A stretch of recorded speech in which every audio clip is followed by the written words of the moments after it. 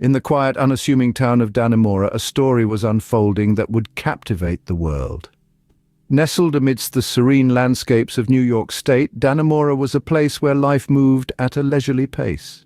It was the early years of the 21st century, a time when the world was rapidly advancing, yet Dannemora remained a delightful anachronism, untouched by the dizzying pace of the cities. Imagine a town where the days unfolded with the predictability of a well-oiled machine. Children went to school, adults went to work, and the elderly enjoyed their golden years in peace. The town's most imposing structure, the Clinton Correctional Facility, was a constant reminder of law and order. However, for most residents, it was just a part of the landscape, as familiar and unremarkable as the town's post office or the old maple tree in the park. Dannemora, in its simplicity and quiet, was the epitome of normalcy, a place where one could hear the birds chirping every morning and the stars could be seen clearly in the night sky, unobscured by city lights. A place where neighbors knew each other by their first names and community gatherings were a regular feature of life. But as the years rolled by, a sense of unease began to creep in. Whispers of strange happenings at the correctional facility started to circulate. The townspeople, usually unflappable, began to sense that something was amiss, yet they could not put a finger on what was brewing behind the high walls of the prison. As the sun set each day, the imposing silhouette of the prison cast a long, eerie shadow over the town, hinting at the extraordinary events that were about to unfold. Life in Dannemora was about to take a dramatic turn. The tranquility was about to be shattered, the peace disrupted. The quiet town was on the verge of becoming the epicenter of one of the most audacious jail escapes of the century. The ordinary was about to become extraordinary, the predictable unpredictable. But beneath this placid surface, a plan was being hatched that would shatter this tranquility. In the heart of the town, within the formidable walls of Clinton Correctional Facility, a man was plotting his freedom. Meet Richard Matt, a man of charisma and intelligence, confined by the cold, unyielding bars of Clinton Correctional. Richard was not a man to be underestimated. His cunning was as sharp as the chisel he'd managed to smuggle into his cell, and his thirst for freedom was as relentless as the pounding of his heart against his prison-issued uniform. Life in prison was a monotonous symphony of clanging bars, echoing footsteps, and the hollow drone of countless lives ticking away. Yet Richard was not a man to succumb to despair. Instead, he saw opportunity in the mundane, a way to turn his confinement into a challenge. And so he began to devise his plan. The audacity of Richard's escape plan was only matched by its sheer brilliance.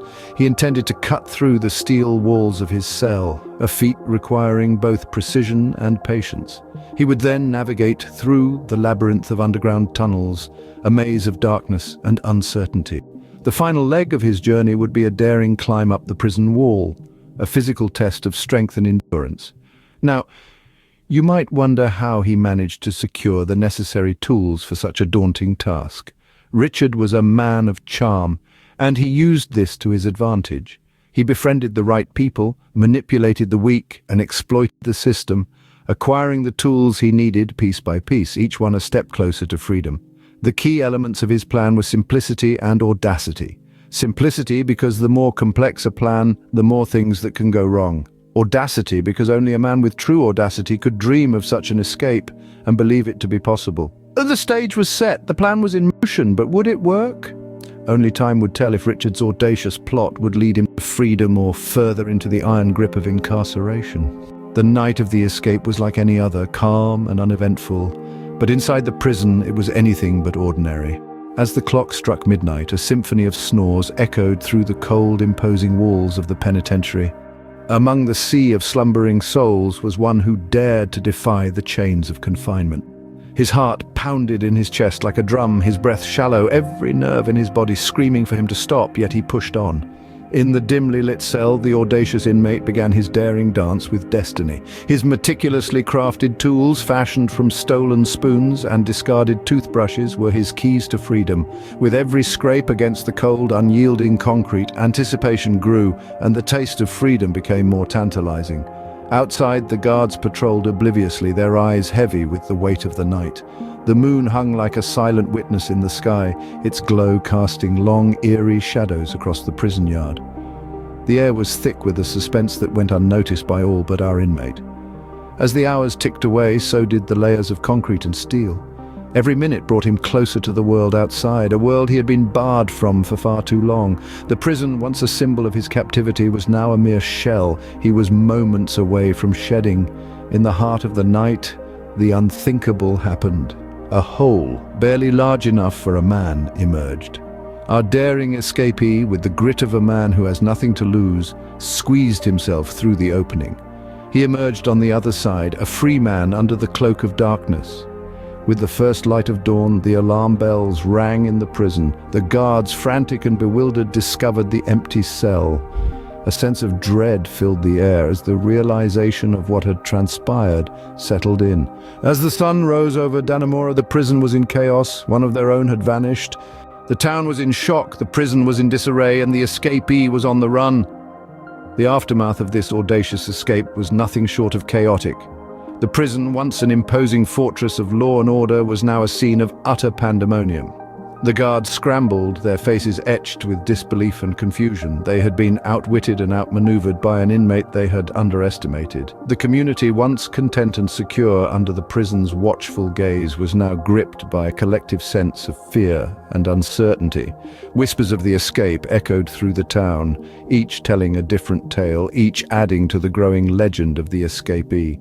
Children huddled in corners, their eyes wide with fear and fascination, swapping stories of the daring jailbreak.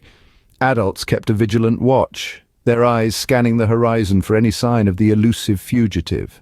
The media descended upon the town like a flock of hungry vultures, each eager to get their piece of the sensational story. Reporters from every corner of the country jostled for space, their cameras trained on the prison. The air crackled with anticipation and tension as the news of the escape spread like wildfire, sparking a media frenzy unlike any seen before.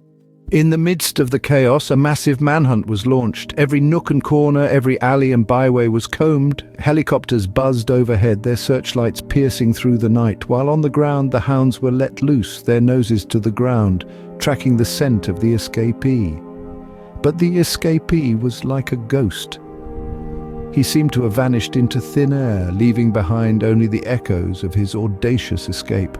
Every lead, every clue seemed to hit a dead end. The days turned into weeks, and still there was no trace of him. The world watched, captivated by the unfolding drama. The biggest jailbreak of the century had just taken place, and the world was watching. In the end, all stories reached their conclusion, and so did the tale of our audacious escapee. After a manhunt that spanned across 2 continents and 3 months, our daring fugitive was finally apprehended. A small coastal town in South America was the end of the line for our escape artist. The long arm of the law, it seems, was longer than he anticipated. His capture sent ripples through the town, the prison, and indeed the entire world. The town, once a quiet haven, had been thrust into the spotlight, its tranquility shattered. The townsfolk, though initially shaken, came to embrace their newfound fame, their local economy buoyed by the influx of curious tourists and media. The prison, on the other hand, faced a harsh reality check. The audacious escape had laid bare its failings, its vulnerabilities glaringly obvious. Forced to acknowledge its shortcomings, the prison underwent a complete overhaul. New security measures were put in place, staff were retrained, and the outdated infrastructure was upgraded. All in an effort to ensure that such an escape would never be repeated. The wider world was equally affected. The story of the escape and subsequent capture dominated headlines for weeks. It sparked debates about prison security, the treatment of inmates, and the effectiveness of rehabilitation. In a way, the escapee had achieved something beyond his personal freedom. He had shone a light on issues that were often overlooked. But perhaps the most profound impact was on the escapee himself. Once a man driven by the desire for freedom, he was now a symbol of audacity and ingenuity. His daring escape had captured the world's imagination, his tale becoming a modern-day legend. And while he may have been recaptured, his spirit remained unbroken, his relentless pursuit of freedom undiminished. And so the tale of the greatest jail escape of the century comes to an end, a tale of audacity, ingenuity, and the relentless pursuit of freedom.